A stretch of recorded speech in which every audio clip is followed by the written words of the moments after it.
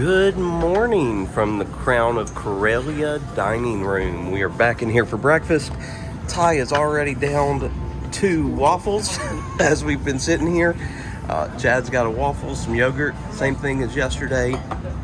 Melmy and I got a little something different because most of the stuff was the same, but they had this like meat pizza as well as this, which I honestly don't know what anything is. That's definitely a waffle fry from what the boys have had at dinner. That is a cheddar egg bite, I believe, and this looks like candied bacon, not really sure, but it was something different, so I grabbed it. We are already out of our room for the day. We have to leave at 8:30 this morning, and it is 8:02, so we'll eat and then we'll head up and we'll get our car and we will head to our next hotel for the rest of our stay. Hope you guys are still planning on joining us. We've had a blast here at the Starcruiser, and we're ready to continue our Disney adventure for the week. Well, we are in our transport shuttle.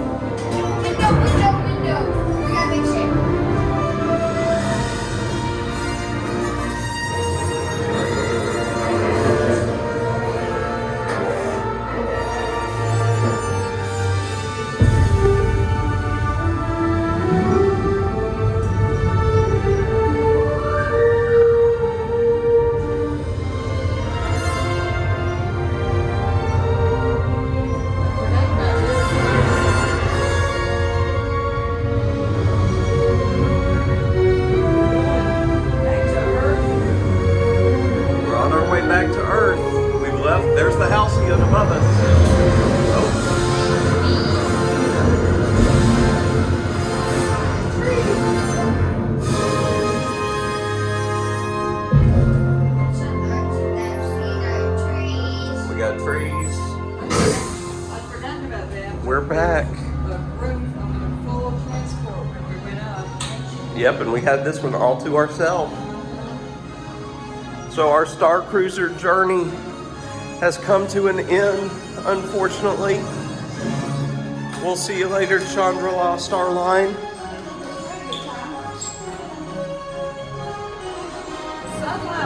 We got to get rid of our space legs. We've been used to walking in space. Now we're back on Earth. Hey everybody. We are on the bus getting ready to head to Animal Kingdom. You do still have to wear a mask on board the bus transportation, so we grabbed a mask as we got on. As you can see in the background there, we are at Pop Century Resort. Our room wasn't ready yet, so we just left our luggage with luggage services and then hopped on board this bus, and we parked just in the check-in parking. So hopefully once we come back and we have a room ready, we'll relocate I'll relocate our car this evening to the parking lot where it'll stay for the rest of our trip. But as I said, we're about to be on our way to Animal Kingdom, so that's where our adventure will take us today. We've arrived here at Disney's Animal Kingdom. Bus ride from the hotel was not very long. I've already secured a few Lightning Lane passes for the day, and for those of y'all that haven't been to Walt Disney World since they've adopted the new Lightning Lane system, replaced the old Fast Pass system, I'll take some time to explain that, and I've got some time now because Melmy is getting her book bag checked. But with Lightning Lane, there's 2 ways for it to operate. The first is you can get it via Genie Plus, which is an additional charge on your ticket. Okay, everybody gets regular Disney Genie, which gives you tips for things you could do throughout your day and expected wait times and stuff like that. Good times, or it estimates good times for you to go to catch a ride. That comes free for everyone. Genie Plus is an additional charge. You can add it on the day of, once you arrive at a park and see wait times are pretty high, or you can buy it in advance, which is what we did. So we've got Genie Plus every day while we're here, and that gives you access to the Lightning Lane, which covers just about every attraction and shows that you have to wait for, with the exception right now of 1 Lightning Lane ride per park, which tend to be the go-to paramount attractions. Like right now here at Animal Kingdom, that would be Flight of Passage. Okay, it does not come with regular Genie Plus. You have to buy an individual Lightning Lane pass for that ride, and anybody can access that. So you do not have to purchase Genie Plus to buy the individual Lightning Lane pass. So if you don't care about having Genie Plus or Lightning Lane access to everything else, and you don't mind waiting in the lines, you can buy the individual Lightning Lane for the premium attraction. So this morning, since I'd pre-bought Genie Plus, I was able to get on my Disney Experience app at 7 o'clock, and I was able to buy the individual Lightning Lane, which is early access for Disney Resort guests only. If you wanted to buy it and you weren't staying at a Genie or a Disney Resort, you would have to get on at official park opening, which for Animal Kingdom this morning, it was 7:30. So you wouldn't have had to wait long to purchase that for the day. And then I was also, in addition to paying that extra price, which today for Flight of Passage was $11 per person. So for the four of us, $44 that I paid just for us to get that individual Lightning Lane for Flight of Passage. I also secured a Lightning Lane for the Safari around lunchtime. Then the way it works is similar to your Fast Pass for those individual Lightning Lanes. I had to wait 2 hours after park opened to make my second selection. So on the way over here, I got a Fast Pass for the Na'vi River Journey, the other Pandora ride. So now, as far as Fast Pass is concerned, I can wait another 2 hours, which would be 11:30. Or when I check in at a Lightning Lane spot, I can go ahead and upload a new one. Well, it'll be 11:30 before we've done our first Lightning Lane for the day, so I'll check you on at that point. So we are waiting to get in to Animal Kingdom now. We're going to see if we can still use our Starcruiser magic bands, if it's got all of our stuff on there, and then we'll see where we're headed. There's the Tree of Life in all its magical glory here at the front of the park. You can see by the banners hanging that we are still celebrating Walt Disney World's 50th anniversary, celebrating that for about 18 months, year and a half. And if you can't hear Chad, they do have special statues, golden statues throughout all four of the parks for Disney characters. We'll show them to you as we come upon them in the different parks. But over there you can see Bambi. And then over here you've got Timon and Pumbaa and Simba. See them as they get closer. Also, while we're walking, I know what I told you guys about the Lightning Lane stuff was really, really quick. That was Crash Course Lightning Lane, Crash Course Disney Genie. If any of that's confusing and you have questions, feel free to ask in the comments. I'll be more than happy to do a little more explaining if that didn't make much sense, because I think I've kind of got the hang of it, even though this is our first time using it. But we are going to come over here and do Bugs Life. It's tough to be a bug show. All right, we are walking across the bridge from Discovery Island into Dino Land, USA. Bugs Life was cute. That show's been around since the park opened. In fact, most of the stuff here has, but so it's pretty dated. But Melanie and I were surprised. There were a lot of kids that had to get up and leave. Ooh, buffalo chicken chips. That sounds good. I wonder if that place will be open. Donald's Dino Bash.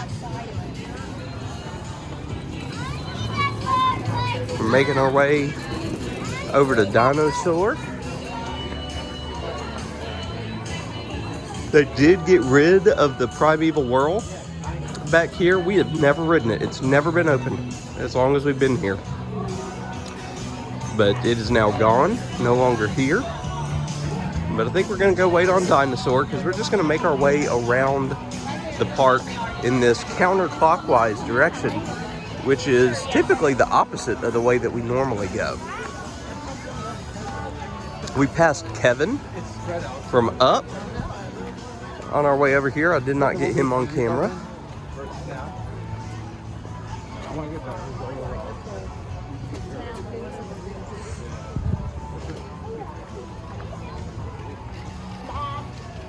I believe this is the Rhinoceros. Yep, right here. We've eaten here a few times before. Food fairly standard, pretty mediocre as far as if you're wanting a burger, chicken sandwich, hot dog, stuff like that. There are definitely better options out there. There's the Dino-Rama. See, that's the area where Primeval World used to be. You can see the Triceratops spin is still going there. Dumbo type ride. But we will weave our way around back over here, like I said, to Dinosaur. You can see the fossils and the pillars here at the entrance to the attraction.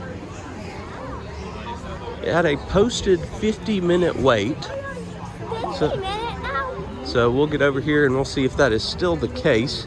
We do have all the time in the world because our next Fast Pass isn't for another 2 hours. So, and there's not a lot to do ride-wise at Animal Kingdom. There are a few shows. We'll see those.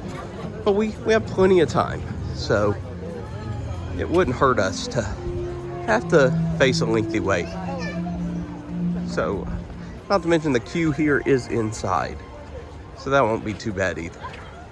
All right, we're going in. Welcome inside the Dino Institute. Here. See right there? My room's emptying out, so that way I just gotta wait for those doors right there to show me that they're closed, and I can let you guys in. Bad news, I strapped on the GoPro while we were waiting in this line here. We've only been in the line about 35 minutes, and we're about to get in to see Dr. Seeker's video ahead of time. But the battery's dead in the GoPro, which is unbelievable to me. So apparently I need to get in habit of charging both of them every night because I do not have my other battery with me. It is with our stuff at the hotel because I assumed that the battery life was great, but apparently not. So won't be able to give you guys POV footage on here. And the only rides I'll be able to give you footage of throughout the day-to-day. Right this way, we're gonna be heading into orientation room A, please. Will be ones that I can take my phone on and film. So the only thing that'll really impact will be the fact that we won't be able to watch Everest, but it's closed anyway. The video interactive of the Dino Institute, and I hope you enjoyed those great exhibits in the old wing. That's how dinosaurs have been presented to the public since the study of fossils began over 150 years ago. Today, that bare bones approach is about to become extinct. In a perfect blending of science and technology, the Dino Institute has created the Time Rover, an amazing vehicle that will literally transport you to the age of the dinosaurs. How? That's proprietary. But the result is a breathtaking journey through a prehistoric world where you will witness the most spectacular creatures to ever walk the earth. In a moment, you'll be going live to our control center for a comprehensive safety briefing, and then it's on to the tour that will convince you forever that the future is truly in the past.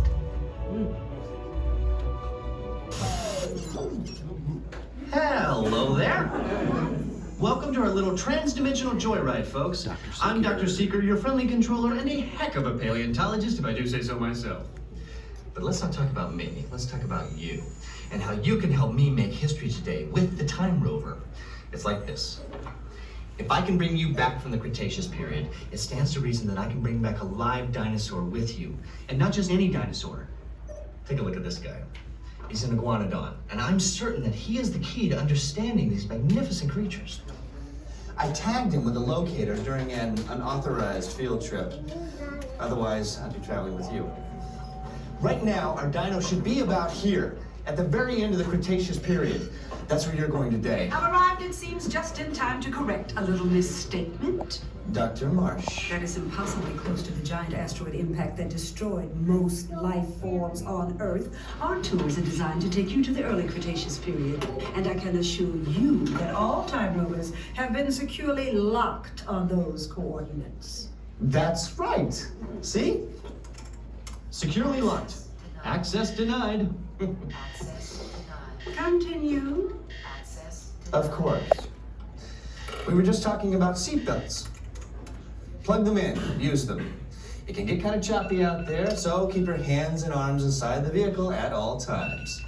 Flash photography? I wouldn't. It alters the homing signal, and that's not good.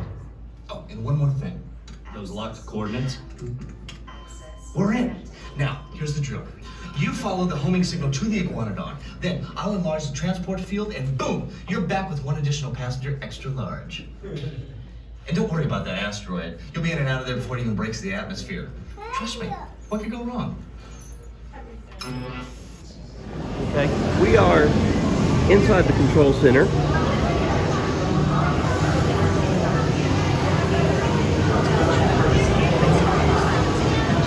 Our time rover.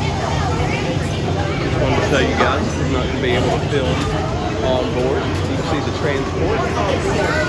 For those of you that have never ridden a dinosaur, it is basically gives you the experience of what off-roading in like a Jeep would feel like. All right, we are off Dinosaur. Again, right here is where Primeval World used to be. We're gonna walk back here in just a second and go to the Boneyard because that is a big play area. You can also kind of dig for fossils, and the boys have always enjoyed doing that. So we're gonna go do that for a little bit. If you'll remember, for Dinosaur, I said the posted wait time was 50 minutes. We only waited 35. So Disney and Universal are always really, really good about that. They tend to put up a wait time that they know for a fact is probably longer than you're gonna wait, unless, you know, there's a maintenance issue and the ride shuts down for a period of time while you're in line. Because they want you to get off feeling that, you know, you're in a good mood because you've enjoyed the ride, and then that's amplified a little bit because you did not have to wait as long as you anticipated or expected to. All right, so heading to the Boneyard now. We passed this on our way in to Dino Land USA, but I don't think we showed you guys. So they made their way back to the dig site here at the Boneyard. As you can see, it is shaded and secluded over here. Not all of the Boneyard is though. So they'll do some excavation. It's fun, it's relaxing. We're not waiting in a line. Probably gonna just hang here for a little bit before it's time for our Safari Fast Pass.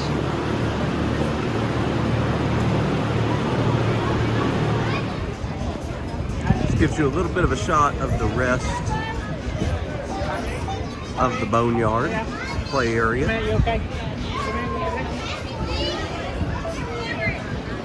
Boys are up top somewhere, giving them a few more minutes to play before we make our way over to do the safari. While we were here, I was able to go ahead and secure our next lightning lane of the day, which is for the Kali River Rapids. So we should be able to ride the safari, grab ourselves a quick bite to eat for lunch, and then do the river rapids. So far, you know, I've heard some critics and some complaints when it comes to Disney or Disney Genie, or I should say Genie Plus, and how that whole process works. But for me today, it's been awesome. I cannot complain. Now maybe it'll be different when I get to Epcot or when I get to Magic Kingdom, maybe even Hollywood Studios. But here today at Animal Kingdom, worked out wonderfully for what I've wanted to do. So yeah, loving it. We've made it over into the Africa section. Slowly weaving our way around so we can get to the safari. The entrance is right over there. See what we can get into. see what animals we'll find over on the safari. And then we'll see about finding these boys some lunch. Because one little boy is fussy and whiny and tired. And it's probably not the one you think it is.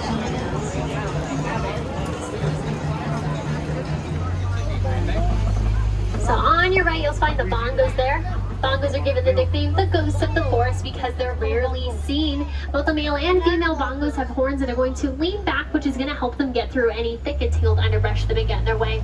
On your right by the bushes here, you'll see a greater kudu. They're the second largest of the antelope species, and we can tell this is a female because she doesn't have any horns. Only male greater kudu can grow horns, and their horns can grow to be about 6 feet long. So you can actually see a picture of that male on your spotting guide. So unfortunately, we will not be discovering any male greater kudu out here.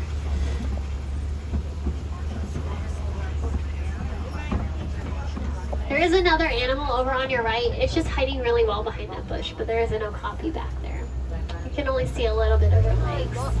She's got like these striped legs. Funny enough, the okapi, we don't know how many are in the world because they're that good at blending in. They weren't discovered until 1901.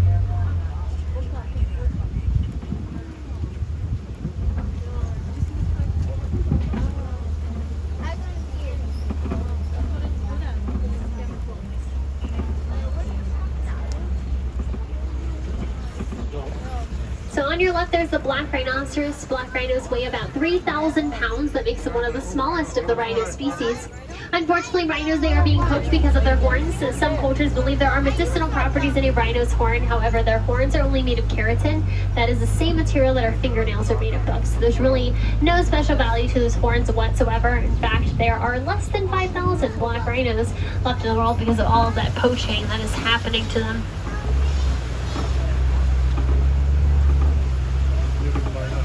And then on our left, these two black and white birds are the saddle-billed storks. They have a pretty large wingspan of about 9 feet, and they also mate for life. You can only tell if they're male or female by looking at their eyes. The males have brown eyes, while the females have yellow eyes. All right, our next stop is going to be the Sappy River. So this is where we want to look closely at the water to see if we can find any animals that might be on the surface of that water or out on the banks.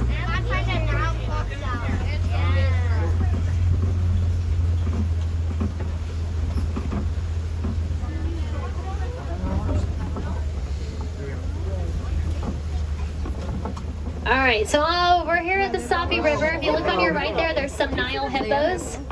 Nile hippos weigh about 5,500 pounds. They're very happy right now because they are getting fed and getting a lot of attention. And they love the water because it keeps them cool. It prevents them from overheating. Now, while they are under that water, they can hold their breath for about 8 minutes. They can even sleep under the water. Mothers can nurse their babies under the water. Their bodies know when to take them back up. And hippos don't really swim. They'll either glide or walk along the bottom of the river to move around. And this is considered a very small group of hippos, but it's still referred to as a bloat. And to communicate with each other, they make this sound that's called a wheeze honk. Now, friends, make sure we do remain seated throughout the entire safari because I can pick up speed and surprise everyone. So that's the baby picking at the mom. I'm assuming he'll be a year old in July, so she's getting there. Usually with hippos at birth, they are about 100 pounds. But considering that she's almost a year old, she is definitely way over that.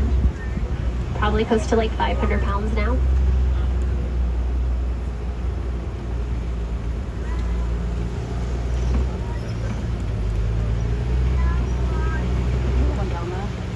Continuing on the left down below are some Nile crocodiles. Nile crocodiles can grow to be about 16 feet long. That is almost as tall as a giraffe. They're also ectothermic, so in order to cool down their bodies, they just open their mouth and that helps them regulate their body temperature. They'll also sometimes just go into the water. That can also cool them down. All right, friends, so make sure we do remain seated as we go over this bridge. there's proof that our crocodiles are real. Those are Maasai giraffes. They have the more jagged edges to their patterns. Now what's really cool about giraffes is that every giraffe in the world has their own unique pattern. You'll never see two giraffes look exactly the same, just like you and your fingerprints. So every single one will be unique in some sort of way in terms of their patterns. They are the tallest mammals in the world too, growing to be about 20 feet tall. So when they're in a group together, it is referred to as a tower of giraffes. Also, giraffes are found eating for most of the day. They have 4 stomachs, so they can eat up to 20 hours a day. Their tongues, there's a special coating on their tongue that prevents their tongues from getting sunburnt, and they have 18-inch long tongues, which allows them to wrap their tongue around any branches of trees and pull all the leaves off all at once. On your left are the African wild dogs on the far left. They're also called painted dogs. They always get mixed up for hyenas, but they're not even related to hyenas. It's a completely different animal.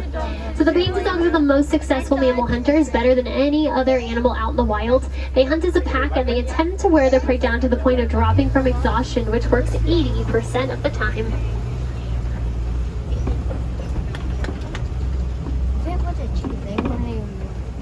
No, you're right. Also on your left are the sable antelope in the back. They are the emblem of the Harambe Wildlife Reserve. In a flight or fight situation, they will fight back first, like how we fight back against poaching, and they'll use those horns to defend themselves against any predators. Another animal on your left, very small. They're fully grown animals. These are the Springbok. They pronk, which is a jump, but when they jump, their backs turn into an upside down U shape, and they can pronk about 6 feet high straight up into the air and leap 13 feet forward. We're also passing by some termite mounds. Termites make them out of dirt, dung, saliva, and mud. They sit in the sun and begin to harden. They can actually get harder than concrete. And large animals will use them as scratching posts. And as they start to get smaller, smaller antelope can stay on top of them and use them as a lookout post. So they have multiple purposes out here on the savannah, as does everything out on the savannah. It creates a beautiful balance. And it's also very about predators, so there's no need to be alert for that. There's also some zebras on your right. These are Hartsman mountain zebras. Very similar to giraffes, zebras have their own unique stripe patterns, so no two zebras are going to look completely identical.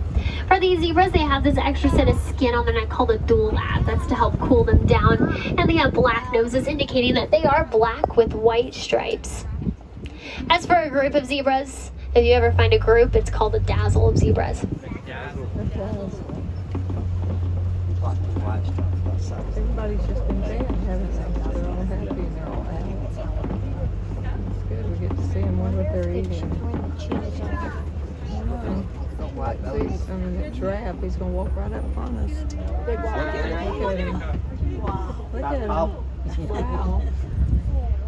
He says, what in the world are you doing? Well, look, there goes the zebra.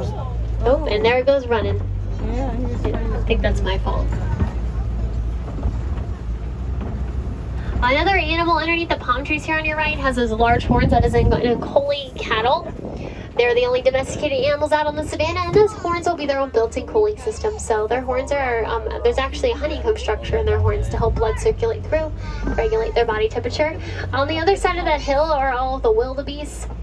They're in their own group, which is called a herd. They're part of the largest animal migration in the wild. So usually a herd of wildebeest consists of about 1.5 million of them. And all together they can migrate over 1,000 miles away within about a year. They're really good at protecting each other from predators too. They will take turns sleeping. So while some sleep, the rest will be lookout. And they'll surround the sleeping wildebeest, all facing outward in different directions to make sure they have every possible angle of that savannah. So no predators will end up surprising them, at least not in the wild. Sitting on their backs. That will act as a natural sunblock for them. There's also the mandrills on your left. They are the largest monkeys in the world with red and blue facial markings that will brighten up the color specifically for male mandrills when they become excited.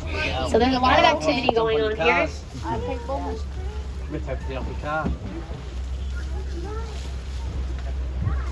Wow. Look at him playing. Isn't that funny?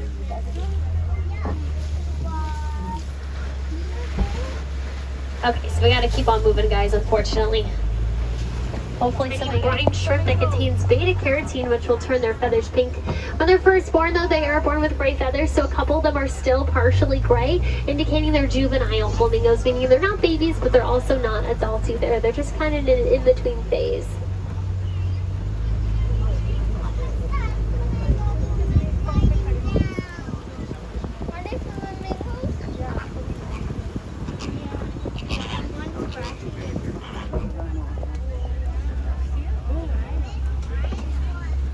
Okay, so there's that white rhino all the way in the very back. White rhinos can weigh up to 5,000 pounds.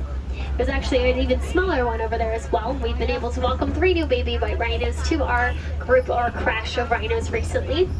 So our youngest baby is at 4 months. So we have a 4-month-old on our left, and there's a 7-month-old on your right. Kind of hiding in there. I think that's that's a 7-month-old. And then we have another one that's a 1.5 years, which you can definitely tell he's a 1.5 years. So for our 4-month-old on our left, she's already 500 pounds. So she's already super large already. But yeah, she was born about a week after Halloween, and then her half-brother over there, he was born in September. And then our oldest was born in October of 2020, weighing at 1,600 pounds nowadays. There's their mud wallow here. Rhinos like to do something called wallowing, which is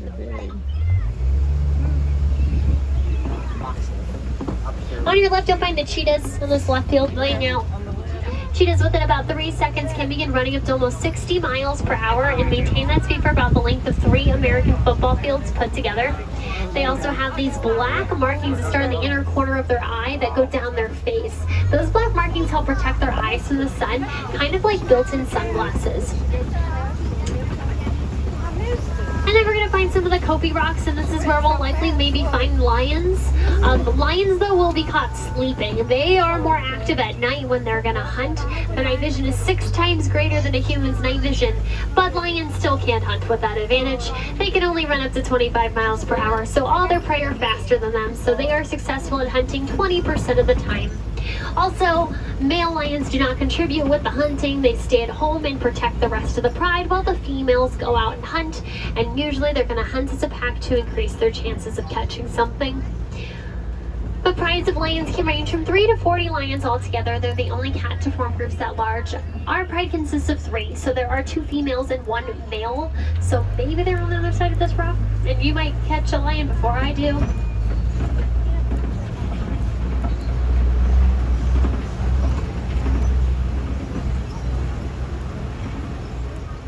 So there's something. Oh, that's one of the females. I think she's about to head inside now.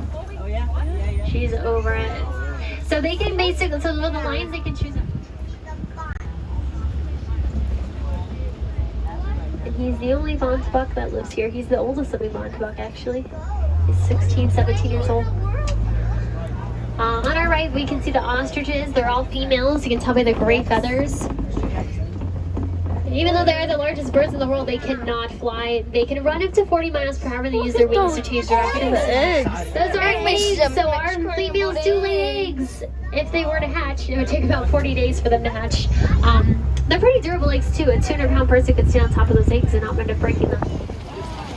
Sitting here next to this beautiful water feature. On the other side of this building is the Yak and Yeti quick service restaurant, not the sit down.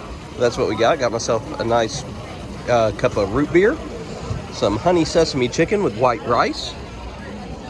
I got some chicken fingers with grapes, barbecue sauce. Chad got an Uncrustable, and Melmy got a teriyaki chicken salad. We are over across from the Yak and Yeti restaurant, as you can see right here, at the Drinkwalla, because they have this special 50th anniversary Mickey Premium Bar that's got blue raspberry coating on top of it. And so Ty definitely wants that. Saw it, wants to try it. Chad and Melmy went to go find an ice cream cart because he just wants a regular old frozen, or not frozen, but chocolate dipped banana. That's one of his favorites that he gets here. So ice cream time for the boys. Chad has his frozen banana. Ty got the limited editions. Can you turn it around, or is that gonna make you fall? The new one. Yep, the new 50th celebration Let me see. Mickey Premium Bar. Well, let me get He Chad. loves Let blue Chad- raspberry, so he's probably really Chad. going to enjoy this. Okay, now let me get it turned around for me, can you? Todd, tell me how that celebration Mickey Premium Bar was. Not good. Really? It went with the stick. But you ate it all. Yeah, but the stick it broke. Yeah, well, how was it without the stick? How did it taste? Good, but it was not good without the stick. the stick broke, so he had to eat it with his fingers and a spoon. All right, let's go ride the water ride. Here we are at Kali River Rapids. It is a 70-minute standby wait time, but we have the lightning lane. So we're gonna go up to the lightning lane entry and see how long of a line we will have instead. Just a little glimpse of what we're gonna be on here in just a second. Similar to Thunder River at Six Flags, Infinity Falls at SeaWorld, and Popeyes Bilge Rat barges at Islands of Adventure. So very hot this afternoon. This is a perfect time of day to ride this. This did not have much of a wait at all this morning, but y'all are seeing how quickly we're moving through the lightning lane. We are off the river rapids. You can see, it's hard to tell on Chad because he's wearing black, but we are soaked. It felt good. I don't remember getting that wet on that ride before, but we got really wet this time around. We are going to walk over to see Everest, even though it is down. We initially came over here because I was hoping to catch kite tails, but it is 2:10 and the next show isn't until 3:15. So I think we'll walk and see Everest, and then we may make our way back to Africa to see about getting in for the next Lion King experience show. And then about after that time, it should be our times to do the Avatar rides and head to Pandora. Boys are sad because even though we said it 1,000,001 times, they had to see it for themselves, that Everest is closed due to refurbishment. Poor lady. Why'd they have her out here just to tell everybody? It'd be a rough job to have. But there's the mountain. We will miss Everest. We could still go into the Everest store if we wanted. You want a picture next to the sign? But we will have to get this later.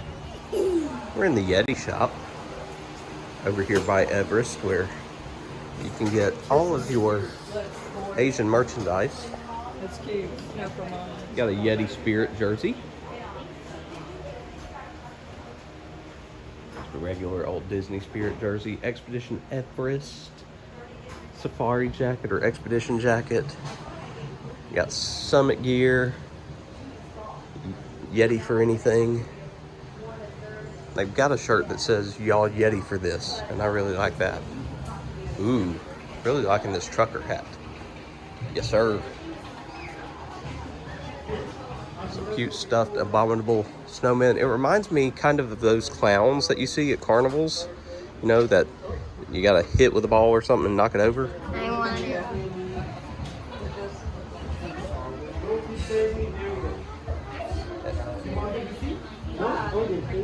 Oh, that's a pretty cool thing, like you are the Yeti, or a little Yeti. It's great too. All right. Okay, we are here in the Harambe Theater, awaiting the Festival of the Lion King to begin. This is a great show. Won't be able to film it for you guys, but highly recommend doing this. We're outside, making our way out of Africa. We just finished up with the Festival of the Lion King show. Really good show. Play through all the hits, of course, but that show alone is worth it for the guy that, I mean, they've got like a fire spinner. He also spins and twirls like some knives and stuff. It reminds you a little of a luau, what you would expect at like the Polynesian, or if you've ever been to Hawaii or anything like that. But to me, this guy, I mean, he kills it even more than those folks do. And it's just super impressive to watch. What? There was fire on the stick and he didn't even touch fire. Yeah, it's awesome. So just a great way to spend some time singing along to the Lion King songs, as well as enjoying, being in the shade on a hot day like this. So we are taking a lesser known route. Not many folks know this one even exists, from Africa directly to Pandora. We normally start our day in Pandora, so we have done things backwards from what we normally do, but we're ending our afternoon here at Animal Kingdom in Pandora and doing both of those rides. So we'll see you when we get there. You can tell by the sounds that we have made it into Pandora because the creatures are alive and loud. The noises are supposed to change as it gets dark, but we've just never hung at Animal Kingdom that late in the day to be able to hear if that actually does change. But we are making our way through here. Pandora is beautiful for those of y'all that haven't been to Animal Kingdom or seen this section of the park, but they make it look like you're truly on another world. You know, the vegetation is very, very dense. We're about to see the floating mountains.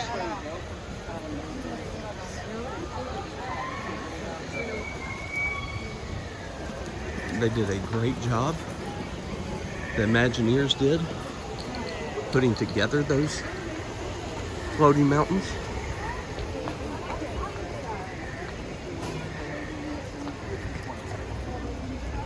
But now we have to find our way, like I said, to the river journey. Here's a better look at the floating mountains.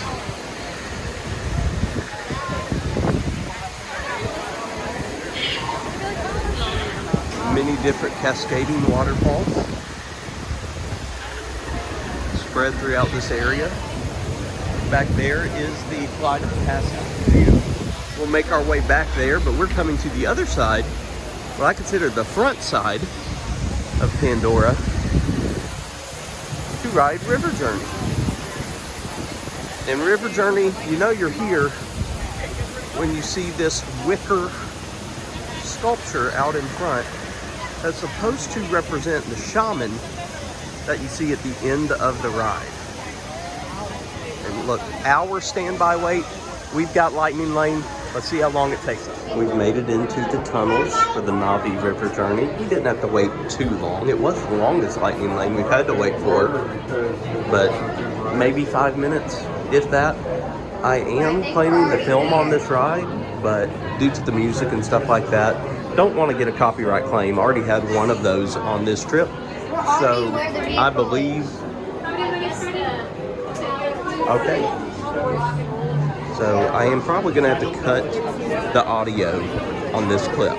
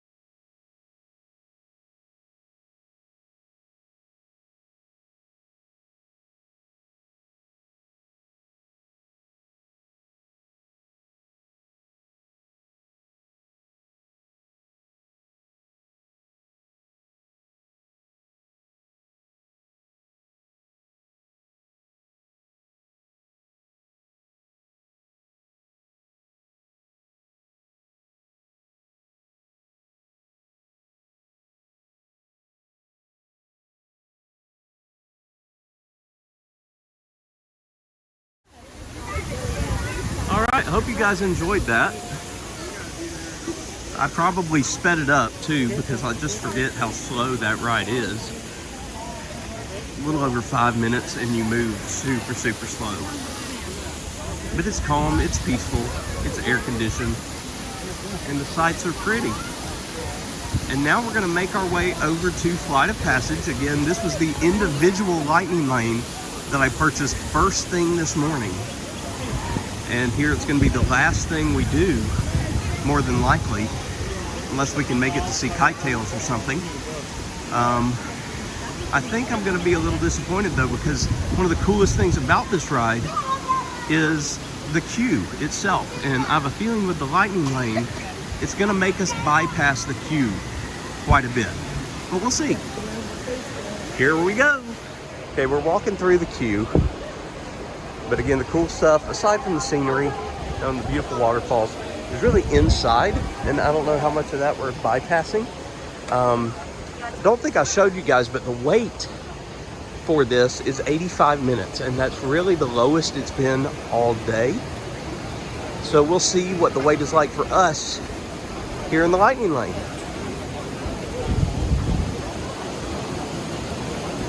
See if I can get these waterfalls.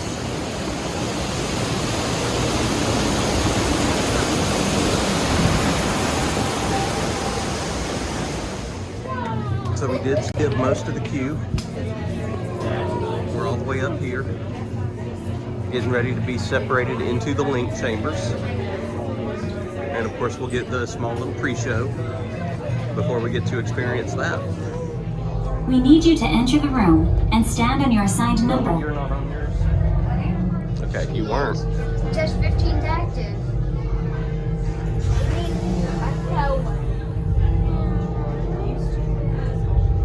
Please enter all the way into the room and stand on the number you were given.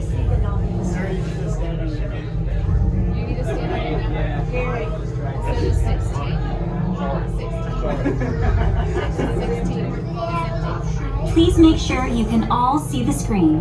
We need a sour. We need a sour. So yes. We need that sour. Once you've found your number, please make sure everybody can see the screen. It's not a roller coaster. But it has forever with. Okay, sealed genetic matching room. Hi, and welcome to the Avatar program.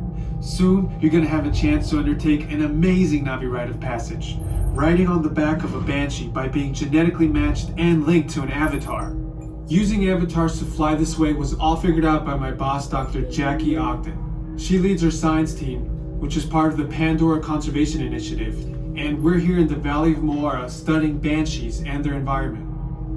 Over a generation ago, this enormous company called the RDA created a lot of damage to the area through their bad mining practices and conflicts with the Na'vi. Just like on Earth, it can take decades for ecosystems to recover.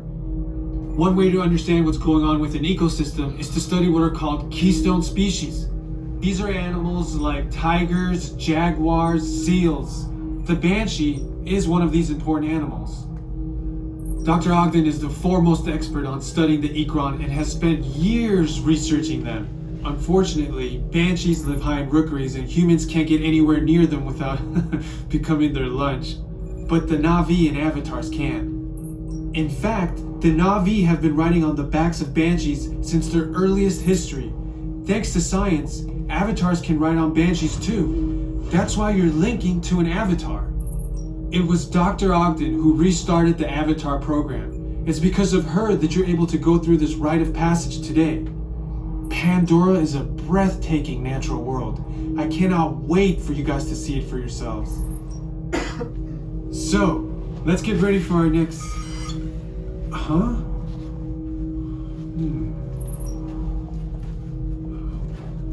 I'll be right back. Put the standby system on, quickly. Standby. We are looking into delays with the genetic matching system.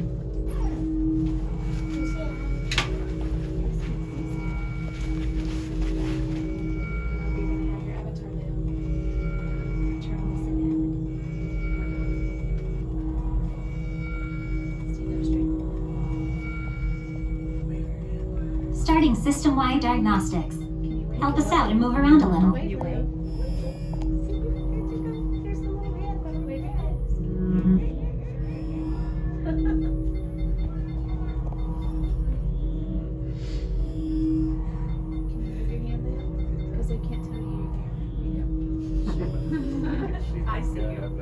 Okay, to get you flying on a Banshee, we need to find each of you an avatar.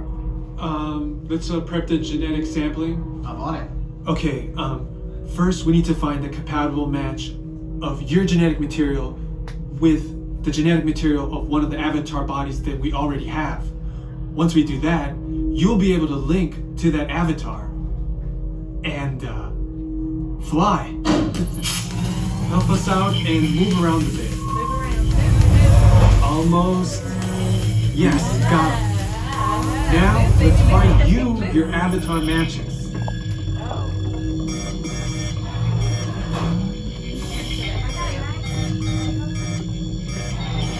There's Ty and Melanie.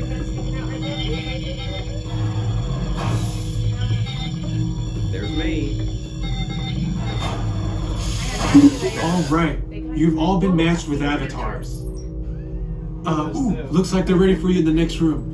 When the door opens, please go inside all the way in and stand over the same number that you're standing over now. And I'll see you in there. By Dr. Ogden, who runs the program. Welcome, everyone. I'm Dr. Jackie Ogden from the Pandora Conservation Initiative. You're about to experience a ceremony that's very special to the Na'vi, flying on the back of an Ikran, or as we call it, a Banshee. To the Na'vi, connecting to an Ikran and flying on its back is an incredibly important rite of passage they call Ikni Maya. With permission from the Na'vi and in partnership with Alpha Centauri Expeditions, we can now bring this amazing experience to you. The way you'll be able to fly is by linking to an avatar that's already on the back of an Ikran. Let's see how this works. We establish a link using powerful psionic amplification equipment. A human driver is connected to an avatar, which could be physically hundreds of kilometers away. When you follow our technician into the link chamber, you'll see a series of 16 link chairs. Please go to the number that matches the number you're standing on now. First, stow your gear in the storage containers on the back wall. This should include all bags, cameras, and other items, including cell phones. It's important to push them all the way into the bin. Then get onto the chair as you would a bike. Straddle the seat, step forward, and sit down. Slide your hips forward until you are against the chest pad, and then move your feet all the way forward. Wait until you're seated before you put on your flight visors. Hold on to the hand grips as shown. It's important to hold on to the hand grips at all times. After you're seated, back and leg restraints will be firmly engaged. For your safety, throughout this entire experience, always remain seated and supervise your children. Once the link takes place, you'll be connected to your avatar and sitting on the back of an Ikran. It'll feel like you're really there. Moments later, you'll begin your flight. A Na'vi guide will lead you out. You'll experience the breathtaking beauty of Pandora, but you might also face some of its greatest challenges. Some of this flight might be intense, but trust your guide and be brave. As the Na'vi say during this important rite of passage, Sivak Ho, rise to the challenge. Good luck. All right, you ready? Let's get you into the link chamber. Flight of passage is over, and of course, like most big rides, you end in the gift shop. You can actually have your own avatar made. They will legitimately scan you. You can buy little baby avatars, you can buy banshees, you can of course buy tons of shirts and other merchandise. Ty has a banshee shirt at home. Avatar was a great ride. Flight of Passage, excuse me. Great ride. Love the smell. You know, you guys already know that because I've talked up Magic Candle Company and the fact that you can get a Banshee Flight smell, which smells exactly like it. And I also love the feeling of being able to feel the Banshee breathe between your legs while you're on the ride. But that does it for all our rides here at Animal Kingdom. So I think we may make our way back out to the front. Welcome to the Rainforest Cafe here at the front of Animal Kingdom. Got the beautiful starry night sky. It has been years since I've eaten at a Rainforest Cafe, and the first time the boys ever have, so this should be a fun, enjoyable experience. Our food has gotten here. Chad got a grilled cheese. With apple and orange slices. Apple slices and some orange slices. Melmy got some shrimp tacos with french fries. Ty got some mini hot dogs with apple slices and orange slices. And both boys got ices in these cool Rainforest Cafe cups. They showed the animals throughout the boat. And then I got what they called their Iggy Piggy sandwich, which is basically a Cuban sandwich. Came with coleslaw and french fries. We let the boys get dessert since they ate so well. Chad got lava mud. A bunch of gummy worms. It's got like Oreo crumbles and chocolate pudding. And Ty got this gigantic ice cream sandwich. I can't even put it like one way into my mouth. Yeah. We're back at the hotel. Here's the flower pool. You see one of the 60s buildings there and another pool. What's that? Mowgli and Baloo. We are over here in this side of the 60s building.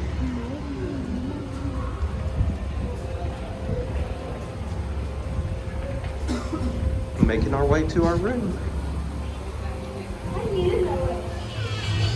So here's the outside of our room. You got the kiddie hippy dippy pool next to the actual hippy dippy pool. And then you can see the main hall over there. It's where check-in takes place. Then we have a Murphy bed here with an awesome mural of Pluto sleeping and dreaming of dog bones. So this was a pull down bed. It was up when we got in here. Then you've got another queen bed here with pretty awesome Mickey artwork here above the bed. Really enjoying the lights as well. You've got tons of plugs here. A couple USBs, got the TV, even more plugs up here, storage, yep, with a safe, then more storage here. We've got our fridge, ice cups, coffee maker, our closet space, and our bathroom, much larger bathroom than we had on the Starcruiser. You can see our sink is much bigger, vanity is much bigger, and then we have the shower tub combo in here in the bathroom, and then of course the bath products, same H2O Disney bath products in here. So very quaint, normal size standard room here, your 2 queen standard room.